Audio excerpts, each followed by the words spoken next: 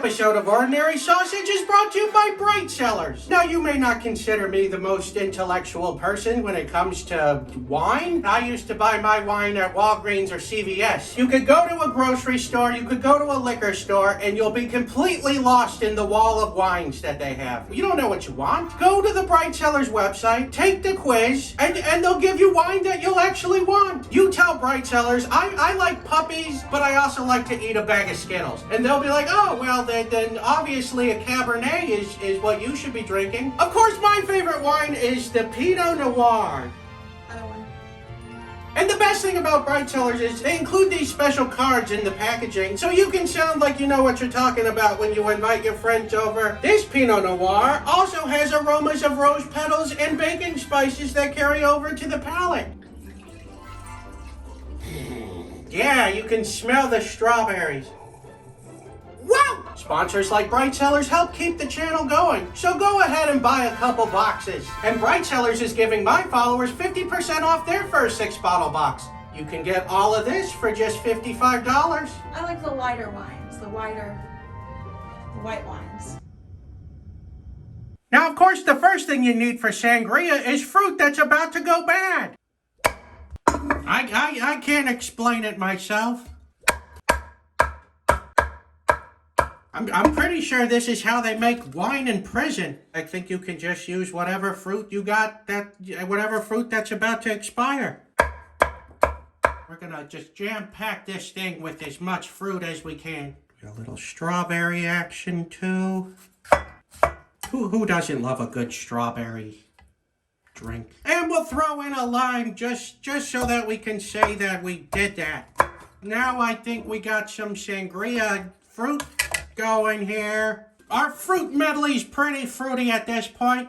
Let's finish this off by dumping in the wine. Now, if you're going for a traditional sangria, you should be using a Spanish red wine, but we're going to be using Pinot Noir since that's my favorite kind of wine. And I read that you can just substitute it out with that anyway. So we're not breaking any laws. We'll just dump some brown sugar in it to up that sweetness.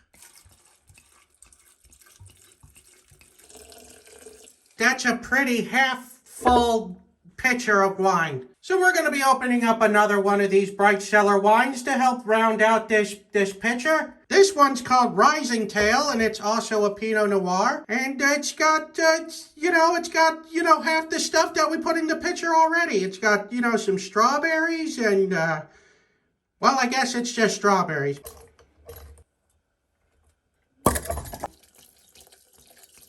Now that's looking like some sangria. It's time to sweeten up this wine. Give it a mighty stir. Give it a little taste test. Oh yeah, that's the stuff, all right. But of course we're not here to make sangria. We're here to make Sangria Sausage. Time to load up the pork. And there. Gotta put the pork in the sangria if you want to make me scream. I don't know if there's enough room for all this pork. A little too much here. Well, we gotta drink some of this. You mix the pork in, you mix the pork out, you mix the pork in, and you screw it all up, and that's what it's all about. Right foot. All right, I'm going to put this in the freezer for a few minutes. Make sure that pork is still firm when we throw it in the grinder. Well, it turns out pork doesn't freeze in an alcohol-based solution, so we're just going to have to try our best.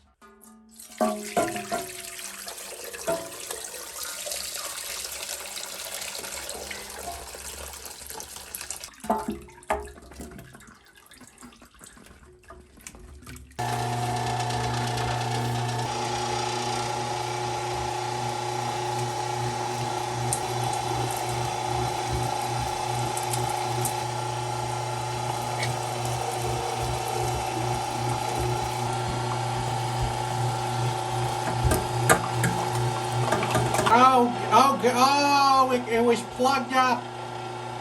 It was plugged up. This is gonna be an awful sausage. A little seasoning. The last thing you want to say is, boy, I wish that Sangria sausage had some salt in it. I don't practice Sangria. That's looking like some fine sausaging material. You know, I bet the ancient Romans, they probably ate sausages just like this. The decadence. All right, in 3, 2, 1, let's sausage.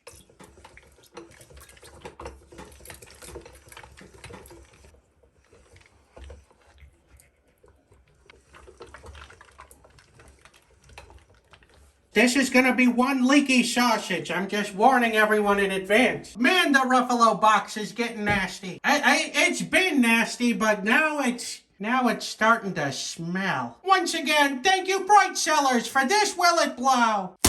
Oh, that was a tasty Will It Blow. Looks like we got a piece on the sausage art. That's, not something that we try to do. I'm gonna have to give that Will It Blow 4 Mark Ruffalos. All right, it's a drippy boy. It's hard to, it's unwieldy. All right, here we go.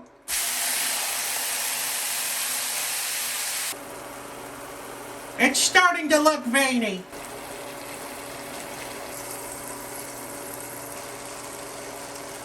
I think this sausage is as cooked as it's gonna get.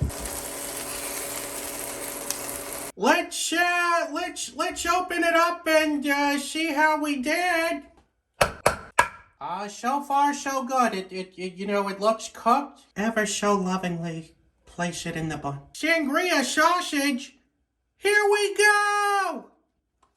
It's overpowering. The fruit rinds are taking hold of this sausage and they're not letting go. It tastes like Everclear is what this sausage tastes like. It's quite strong. You gotta take risks when you're making sausage. Maybe we shouldn't have put the fruit rinds in. Maybe there was too much liquid when we started. The skin cooked for like 20 minutes and still it's as slippery as the devil himself. It was a fun sausage to make. Not a fun sausage to eat. Thanks again to Bright Cellars for sponsoring this episode. I'm gonna have to give this sausage here a 1 out of 5. Bop, bop, bop, bop, bop. Everyone loves sangria, especially if you're a woman in her 40s.